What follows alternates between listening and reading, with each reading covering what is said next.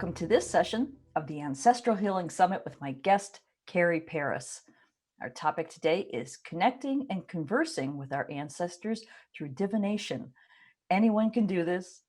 Carrie Paris was in the first class to receive a master's in the cultural study of cosmology and divination from the University of Kent in the United Kingdom, and has authored numerous divination products that explore mediumship and ancestral communication through cards and charm casting. And I just adore her work. Carrie, thank you for being with us today. Welcome.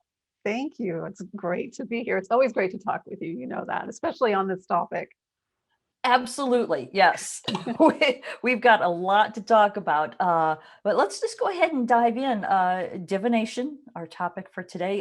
It's a topic that I personally find fascinating, and it's been used for thousands of years, probably since the beginning of humankind realizing that you could do this. But I wonder, why don't more people use it to access their ancestral stories? You really don't hear a lot about that, do you? No, you don't. And although I'm happy to say it's becoming more popular and more accessible. Thank you, Internet. That's all I have to say. Thank you, information age. But there's still a taboo attached to divination that was probably, I don't want to blame the church. However, they did play a pretty significant role in misguiding people with the idea that the church had access to the divine, to that information. And so the congregation would have to go through who was ever at the head of that particular institution, and that person would be the go-between, right? To whereas before that, let's take the Greeks, for example. They kind of did something similar where it was a divination was a rich person's thing that they would go to, like, they would go to the Pythia, let's say, for example, and it would cost quite a bit to receive a reading from the women there. And so fast forward, to the church, and, the same ideas, you have to go through this go-between, this person that has access to the divine. If you try to do it on your own, you're not trained, it's evil, it's the devil's work, it has all of these negatives attached to it. But, thankfully, again, through the information age, people are realizing that, that isn't necessarily true, that, as a matter of fact, all of us have access to the divine. Think of all the times you pray or, ask for help and look up to the sky. There is this new age of diviners that are coming through that are taking this on themselves.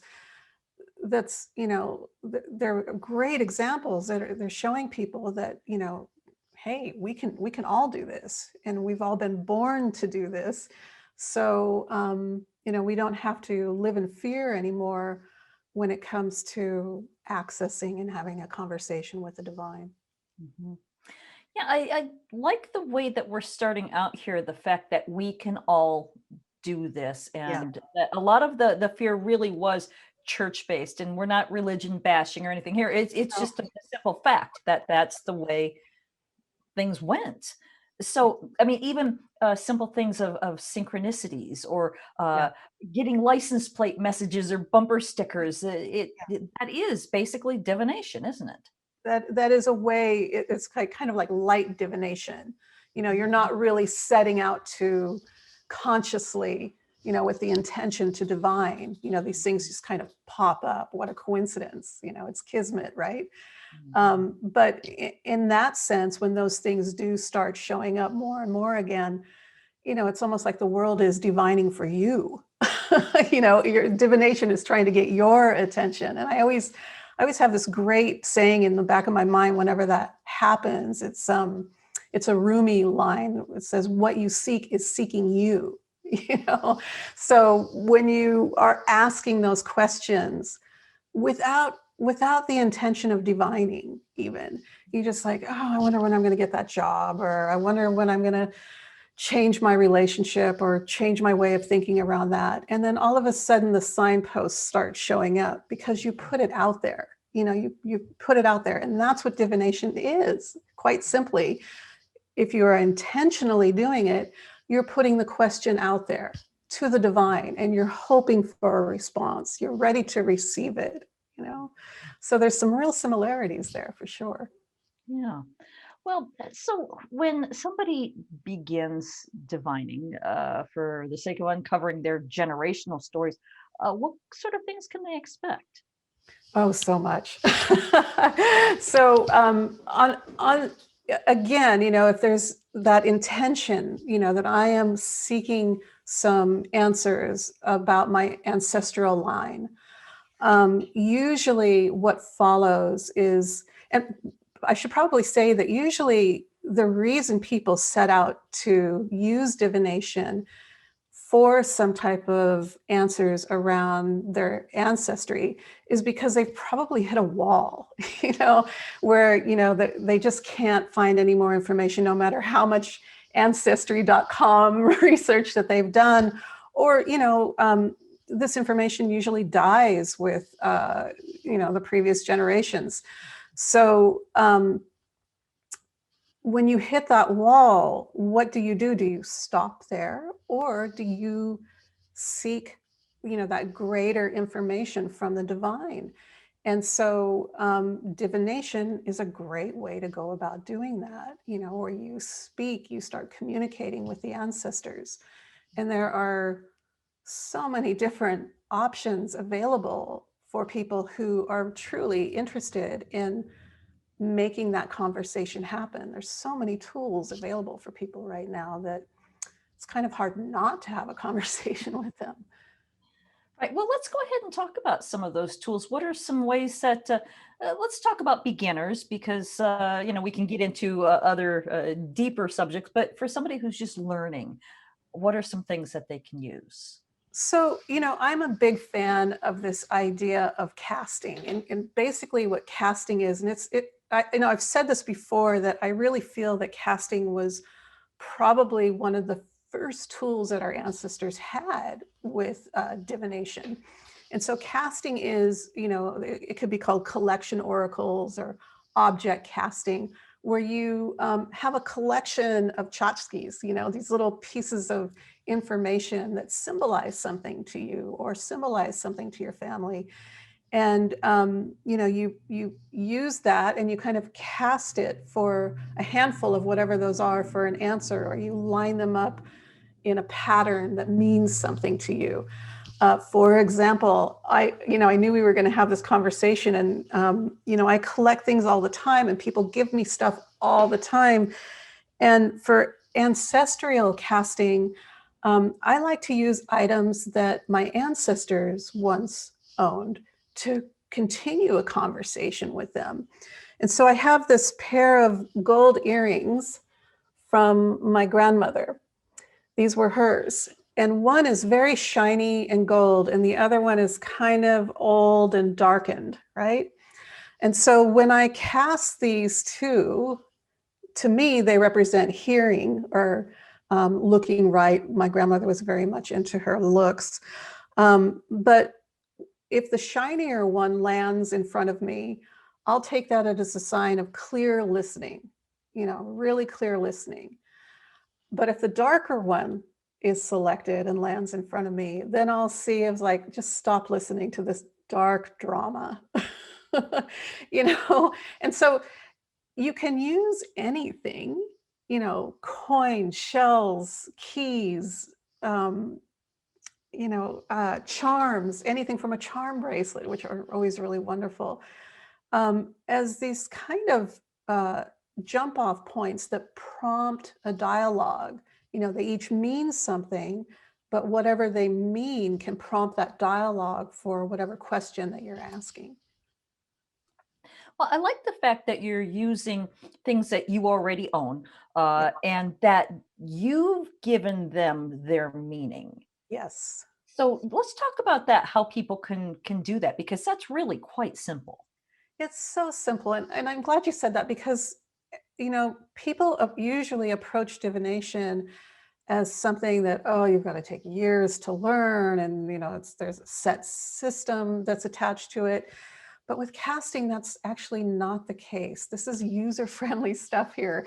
And because you create your own casting kits or baskets, it becomes customized and more personal, right? And so, anybody can do this. If you open your handbag or reach into a junk drawer, you're going to find a world of opportunities there that have to do with divination. But for ancestral work, what I really love doing is using items that remind me of someone in my family or was once owned by someone in my ancestral line. And, again, those are items that I can apply meaning to because I have a relationship with them.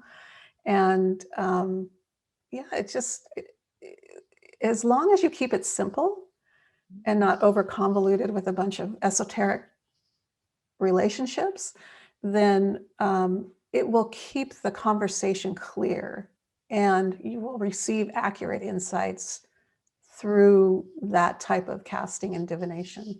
Mhm. So let's move a little bit deeper from the beginner stage. So let's say that somebody finds success with casting and realizes this really works for them. I personally I love this kind of work because it works for me. Other Yeah. ways just don't. And since this does, if I want to explore deeper into the world of divination, what would you recommend as the next step?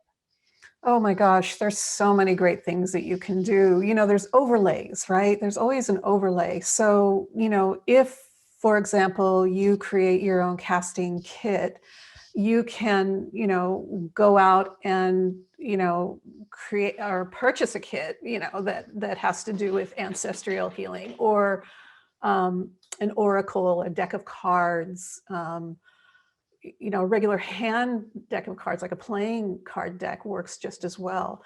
I've seen people take a playing deck and write a message on each card, because it means something to them. And there's a conversation. They lay the cards out and they can pretty much have a sentence there that they feel that they're receiving from their ancestors. So, there's astrology. I mean, if you want to look at the systems that are more advanced, there's astrology, there's tea leaf reading, there is tarot, there's regular oracles, and of course, there's casting kits that are already created. Mhm. Well, one of my favorite scenes from the movie Willow, I don't know if you've ever seen this or Oh, not. yeah. Okay.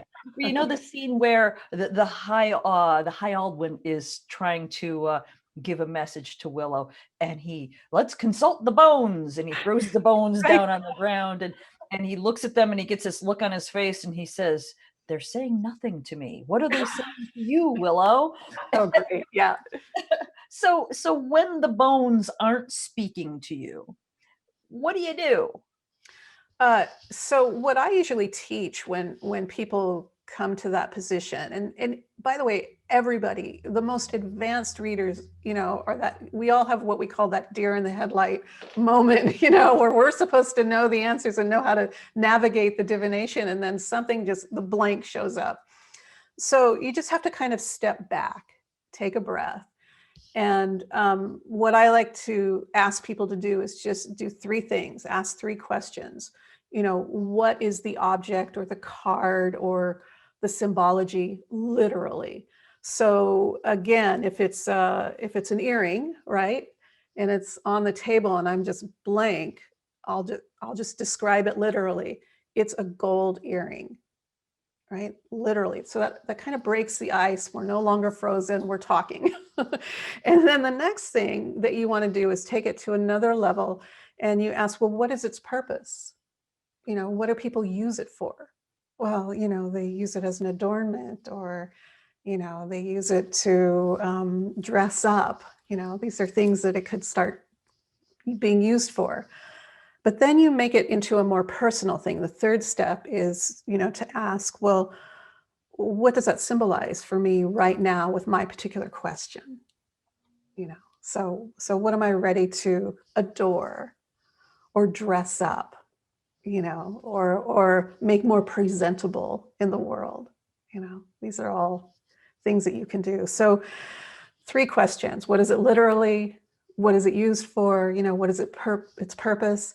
And then, you want to turn those 2 back into your situation. How do I apply this meaning? What does it symbolize for my particular situation or question? Mhm. Every single time it works. Every single time. So try that next time you come to that position where you're frozen.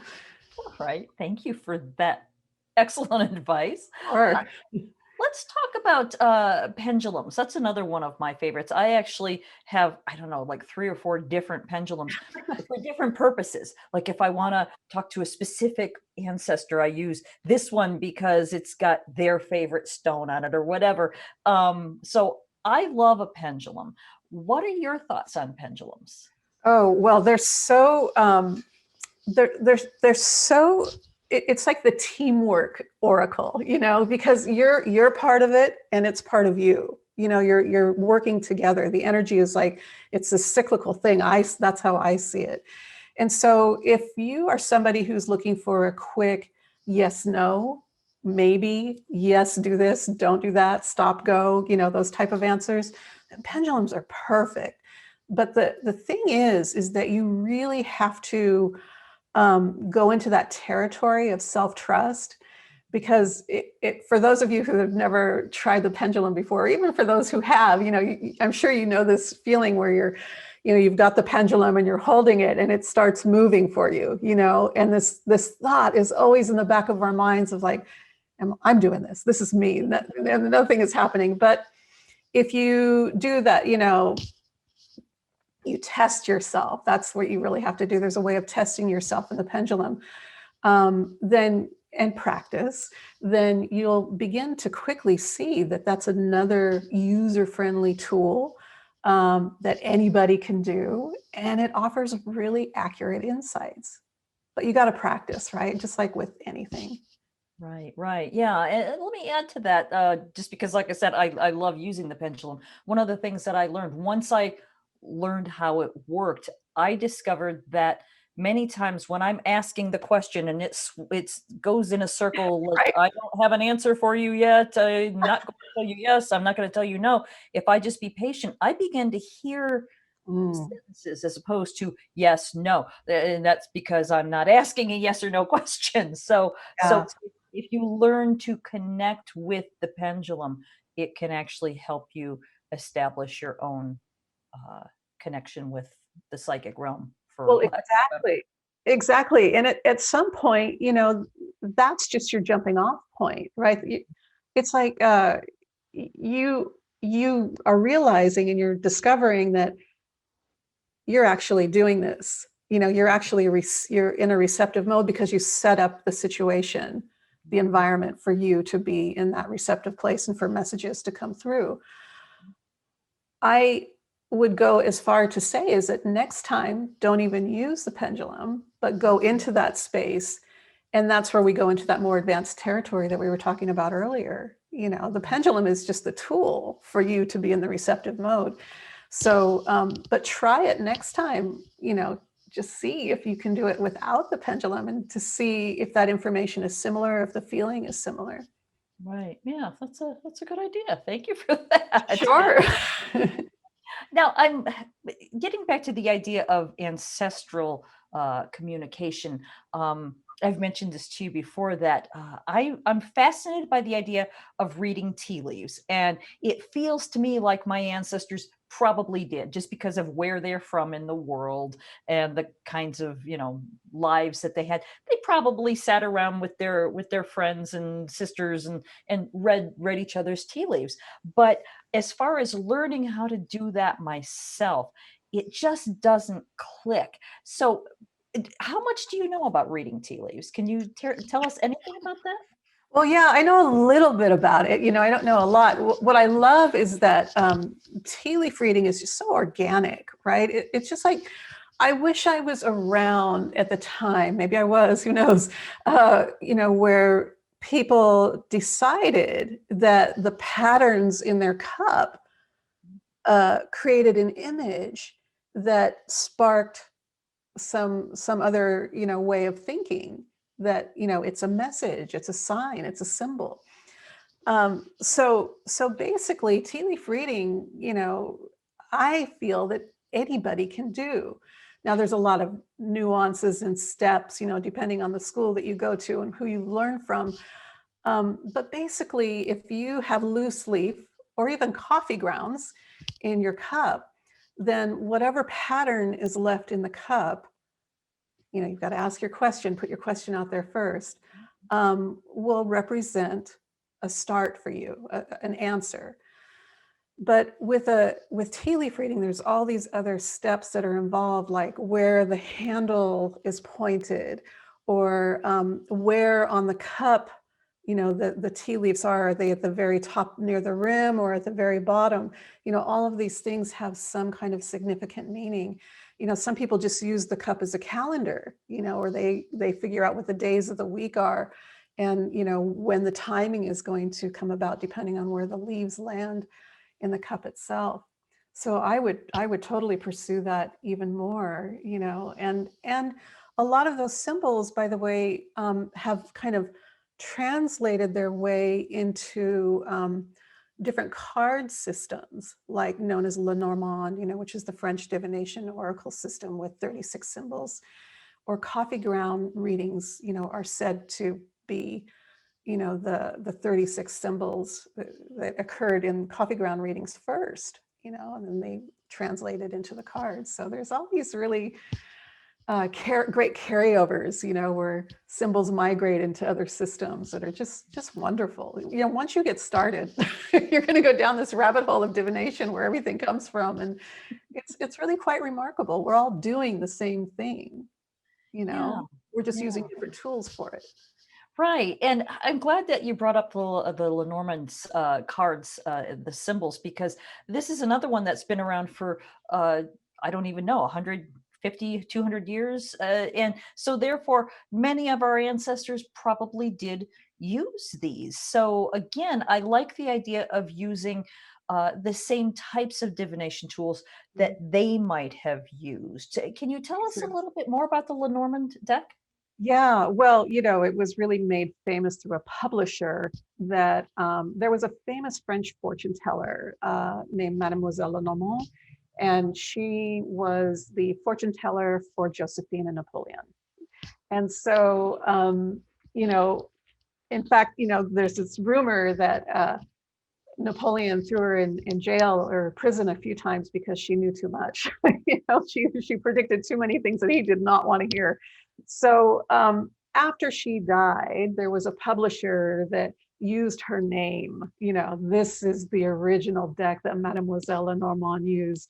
And so that's where the name Lenormand came from for the deck. But really, if we do some hard research, and I think Mary Greer did this research where she discovered that the symbols came from coffee ground readings and then migrated into the Lenormand cards. And so with this publisher, they put it in paper and on decks, and away it took off. But mainly it was a very European divination system from the 1800s. And it's kind of gone full circle, and it's really caught fire in the US as well.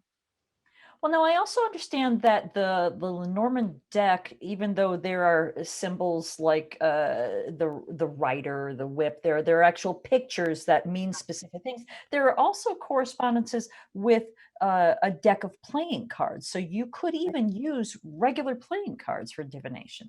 Right. And, I think that that was actually the more affordable way for most of our ancestors who didn't have a lot of income, where they would use playing cards for divination. I mean, the whole calendar is in a playing card, right? Or a deck of playing cards.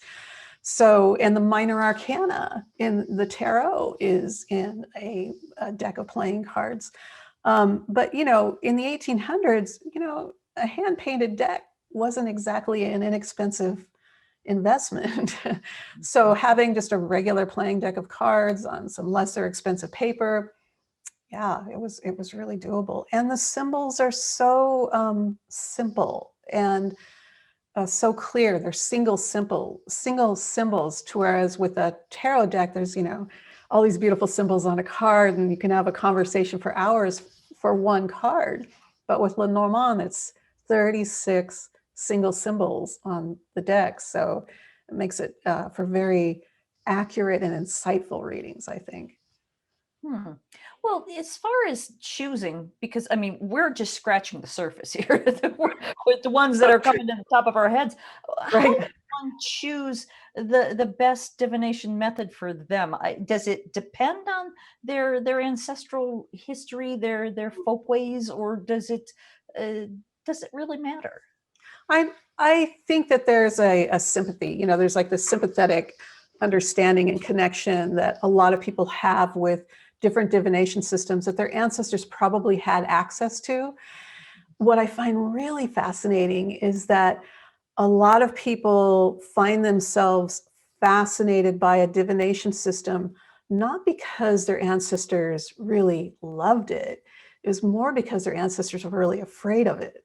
So there's that charge there, you know? And so, in a way, there's this ancestral healing that occurs where you heal that particular fear and you take on that particular program, but turn it on its head and reveal to whoever is watching in the family that, this isn't such a bad thing after all. And I'm getting a lot of use out of it. So there's some really interesting connections with, ancestry, divination, folkways, like you called it.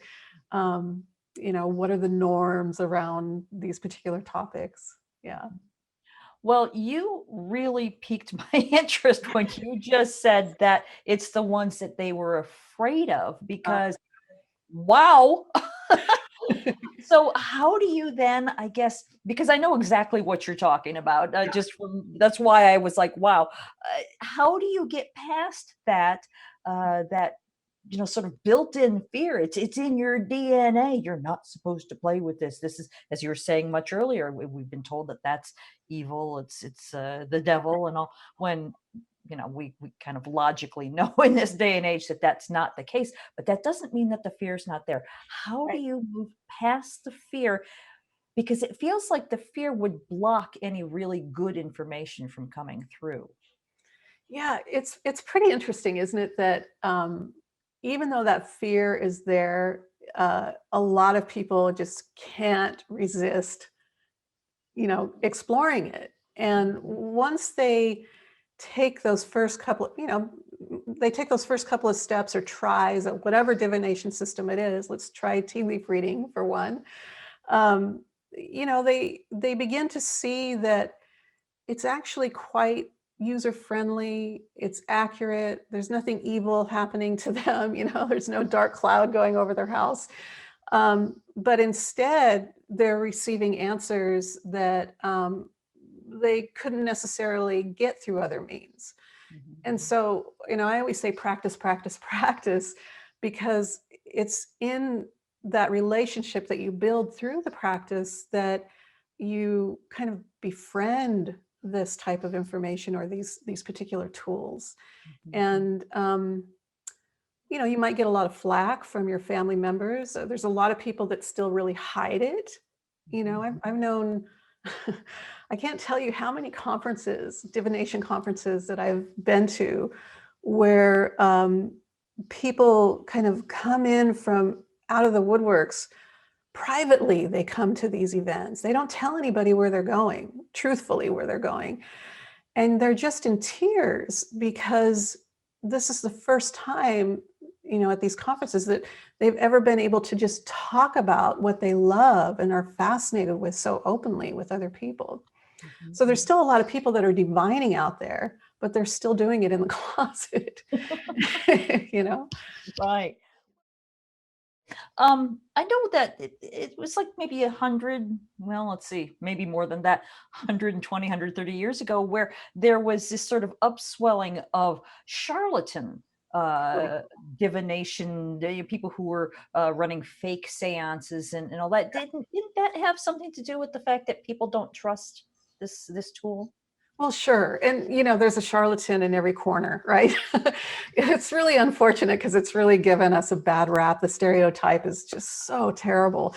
However, that is changing, and I'm really, again, it has a lot to do with the internet and the information age, and really this new generation that's coming up, who they're kind of courageous, they're really brave, and they're willing to try new things because they're encouraged to do it. The information is right there. They can see it that way. And if you look at the like the shows that are being presented in the world, it's all about magic and divination, and you see people on these programs and movies, with a deck of cards, and they're not sitting there with a glass orb in front of them and a looking glass, trying to, with a turban like we talked about before. They're just sitting around at a coffee table, hanging out with their friends, and reading the cards and just letting that help them and guide them. It's super simple. Right, So right. so Well, when you we've think about gone the from charlatan to, sorry, we've gone from charlatan to this whole new generation of people that stop that noise right in its tracks. right. Well, the TV shows that we had, because we're very close in age, would be like Bewitched, where Right. she had to pretend she wasn't a witch, and Right. Mrs. Kravitz from across the street was trying to always catch Right. her. Right. So Right. that was our generation. Uh, Yeah. But I wonder what do you think about Ouija boards? Because I know when we were growing up, those were considered the darkest, most evil things. But everybody wanted to do it. You had a slumber party, and you'd turn off all the lights in the basement and light a few candles and scare the hell out of your friends by moving the Ouija board, Yeah. playing. Yeah. I understand that situation. I've been in that scenario as a teenager, and I get it. If you have enough teenagers that are receptive enough, without even knowing it, probably most of the time, or not trained, then absolutely something's going to come in, and it's going to be supercharged and electric, and all of the hairs are going to go up, and it's probably an uninvited kind of energy. So I'm not a big fan of Ouija boards just because of that. If somebody is really untrained and they're working with them, then you know chances are pretty good the hitchhikers are going to come in. And so yeah, so you want to be mindful with whatever divination tool that you use. And you have to set the stage, you have to set the environment, and with intention invite who it is that you are wanting to come in, wanting information from, and let it be known that you do not what you do not want in your divination. These are all things that um, they're super important, right? They're super important. And I should have said that earlier in the show, that if you're going to be casting and making your own kit, do it with the intention that you're doing it with good energy rather than the opposite of that. Right, right. Well, there's no time like the present, because I think this is a really great way to demonstrate what we're talking about. I was just saying that the intention of slumber party Ouija boards was to be scary, to Yeah, bring forth Bloody Mary from the mirror. You wanted to scare the hell out of your friends, so of course that's what would happen. But yeah. as you were saying, let's go ahead and talk about setting the scene and being protected and doing this safely and intelligently. Yeah, and thanks for saying that. Anytime that you have a conversation with the divine, anytime that you set out to receive answers from something other than you, and you're working as that go-between, right? As the go-between for the information to come through you so that you can send it out into the world of the manifest. Before you do any of that, you have to prepare. And you can be as elaborate as you want to be, where you do this thing where you invite all the directions, and you invite your guides, and you burn sage and candles, and you have protective gear all around you, and you have a salt circle around you. I mean, there's a lot of different things, and you can keep it really simple. It goes back to what I was saying about practice. The more you practice, the more at home you feel with it, and the less elaborate things have to be. So right now at this point in my practice, I've been doing this for quite a while, I know that I just have to set out a prayer and to announce that, I am in fact about to do a divination for either myself or somebody else. And this is what I'm hoping to manifest through the divination. And may the outcome be a blessing for all of us. And then I close the circle too, so that those wonderful hitchhikers, or if an uninvited guest comes in, doesn't have a chance to stick around. Let's go ahead and stress that one more time about how simple it can be, because you don't have to have this big elaborate assault circle sage. That's wonderful, but really it can be just a simple statement of this is who's invited and no one aside from that. Absolutely. There's really no reason that a divination needs to go awry because something other comes in to the situation. If that occurs, it's probably because you just haven't prepared, or you didn't intentionally, carefully, mindfully sit down and say, this is what I'm doing, and this is how I'm doing it, and this is the end result that I'm going for. It's that simple. Um, you, you as the diviner have a responsibility to be safe and be an example of what that is or what that means, so that when other people are watching or they're participating with you, and chances are pretty good they're going to want to try it on their own, that they have a really good example to go by. And again, it can be as elaborate as you want it to be, or really simple. My feeling is that the simpler you do something, the better and the more accurate and the more clear the information is that you're going to receive. Right, right. And then let's carry this a step further, because again, we're talking about communicating with ancestors, Yeah. that we should make sure that we only allow ancestors who wish us well to Yes. communicate, because we Yeah. don't want, the scary pedophile uncle Right. coming through. We want the ones who honestly wish to help us. Right. Yeah. And, it's so ancestry divination is a little bit different than, love questions, right? So, which is a very typical question for a lot of diviners that they receive. So, with ancestry, people are usually uh, divining with their ancestors because they're seeking information about a particular ancestral pattern, right? That they just want to clear up. They want to clear the air of it, or they want to know, why am I doing this, or why am I repeating this pattern, and is it really mine, or is it some kind of ancestral inheritance, right?